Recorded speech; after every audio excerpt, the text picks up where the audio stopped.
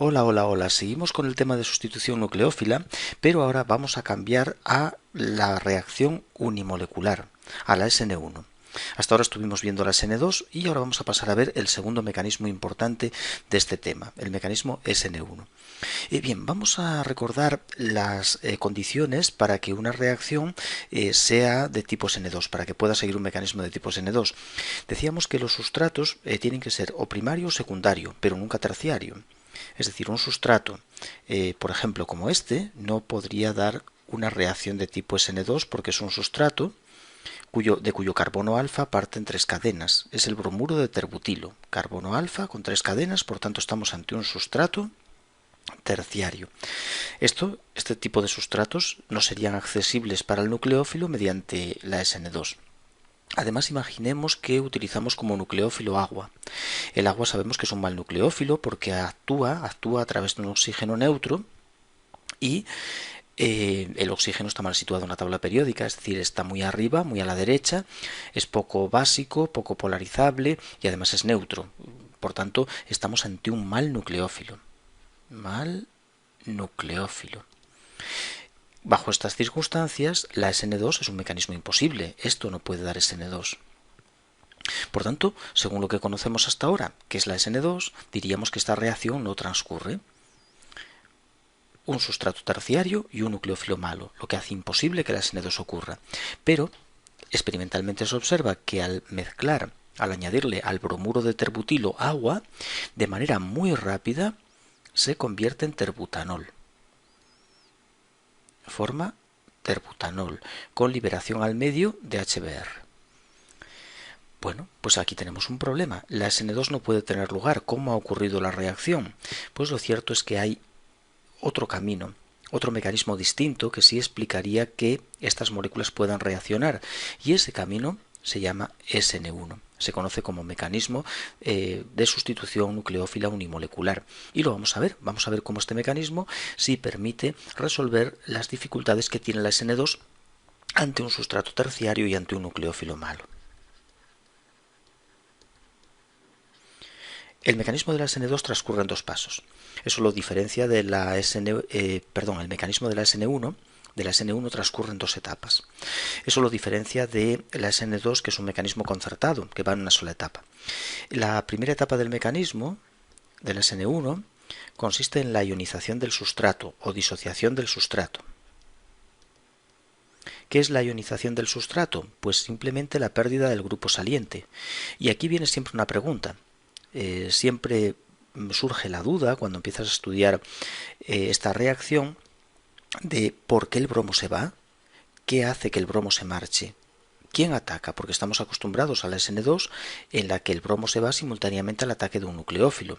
En este caso no, el bromo se pierde en forma de bromuro porque es capaz de generar en el carbono un carbocatión estable. Este intermedio de reacción, en el que el carbono soporta una carga positiva porque pierde el bromo como bromuro, se conoce como carbocatión. Es un carbocatión y este carbocatión tiene estabilidad debido a las cadenas que lo rodean y por tanto se forma fácilmente y algunas moléculas pierden el bromo. Pero debemos pensar que no lo hacen todas. No todas las moléculas pierden el bromo y se convierten en el carbocatión. Por eso pongo un equilibrio, una reversibilidad que estaría desplazado muy hacia la izquierda. Es decir, solo unas pocas moléculas forman el intermedio inestable. ¿Qué ocurre una vez que se forma ese carbocatión? Pues pasaríamos a la segunda etapa de la reacción en la que se produce el ataque nucleófilo. Pero ¿cómo es posible que el nucleófilo ataque si quedamos en que no es posible que un nucleófilo ataque a un sustrato terciario? Bueno, es que ahora ya no es un sustrato terciario, es un carbocatión, ha perdido el bromo y por tanto aparecen dos caras, la cara que está por encima de la pantalla y la cara que está por debajo, que son muy accesibles por el nucleófilo.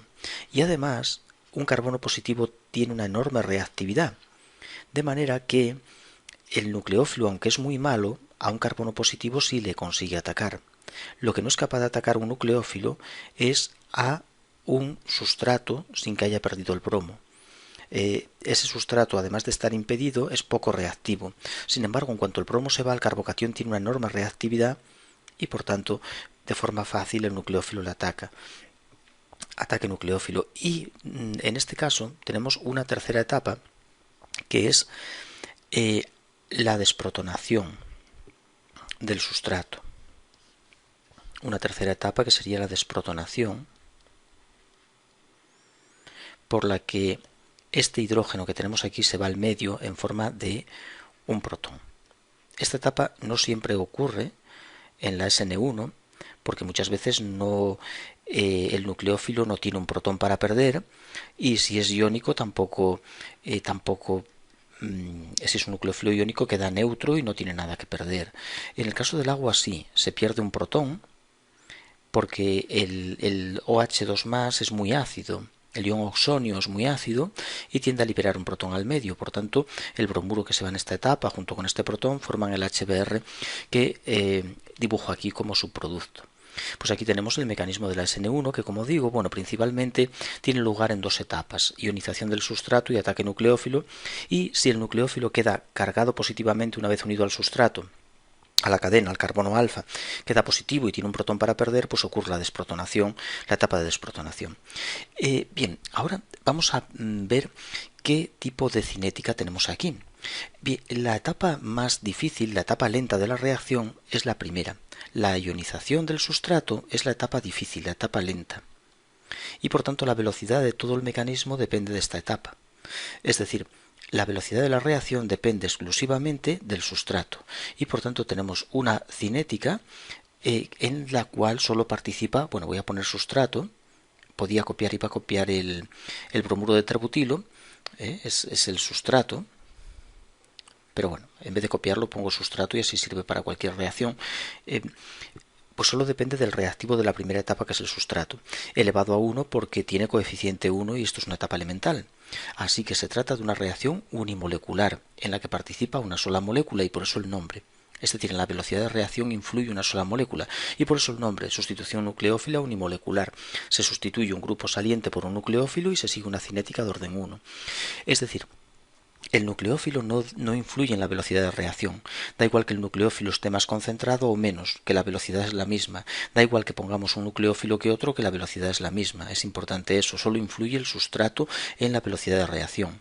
Y que va a depender, por supuesto, de qué grupo saliente tengas. Si el grupo saliente se va mejor, la velocidad es más rápida. Y también de factores que estabilicen el carbocatión, como por ejemplo un disolvente que forme puentes de hidrógeno que interaccione con él. Un disolvente que interaccione, que sea polar, que sea prótico, como el agua, por ejemplo, establece interacciones con el carbono positivo y lo estabiliza. Eso favorece la velocidad de reacción, pero solo afecta a la velocidad de reacción, pues esos factores que influyan en la primera etapa, que es la que es la lenta, el paso lento.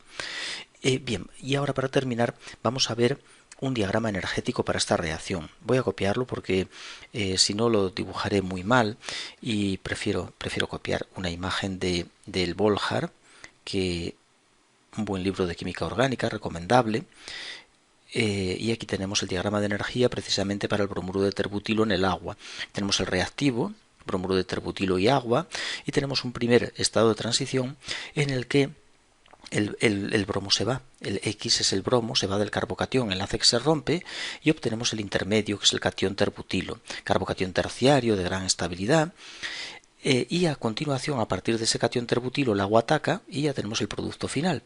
Lo que pasa es que el agua queda en forma de ion oxonio unida al carbono y se va a liberar un protón al medio. Este hidrógeno se libera al medio en el siguiente estado de transición y así ya tenemos nuestro producto, el terbutanol, y como subproducto el HBr. Por lo tanto, estamos ante dos estados de transición.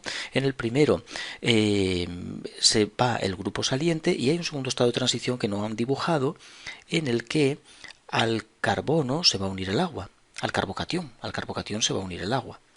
Puedo dibujarlo según lo han pintado, igual que lo ha pintado él, Volhard, y aquí le unimos el agua, pero con una línea de puntos indicando un enlace formado. Este enlace es formado OH2+, pintamos el asterisco característico de los estados de transición y ahí tenemos el estado de transición por el cual se forma el enlace carbono-oxígeno en el agua, y después aquí se perdería el protón. Aquí tendríamos otro estado de transición más en el que nuestro CH3 tres veces, CO, y aquí el hidrógeno rojo se pierde, se va, y el asterisco de siempre, aquí línea de puntos, carbono perdón, oxígeno-hidrógeno, marchándose ese hidrógeno. En los estados de transición simplemente representamos enlaces rotos y formados. En el primero se rompe este enlace, carbono-bromo. En el siguiente se forma el carbono-agua, carbono-agua. Y en el siguiente se rompe el oxígeno-hidrógeno, Y de esa forma ya tenemos el mecanismo de la SN1 y su diagrama de energía.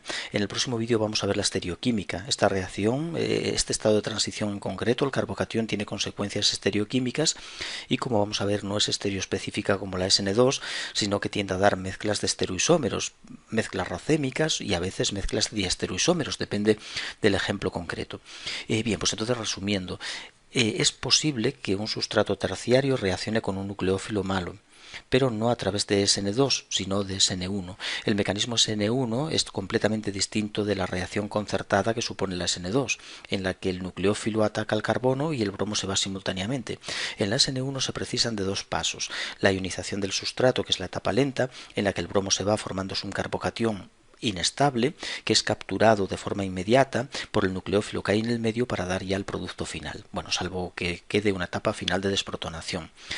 Y bueno, la reacción se llama unimolecular porque su velocidad depende exclusivamente de una sustancia, que es el sustrato. El nucleófilo no participa en la velocidad de la reacción. Bien, eso es todo de momento.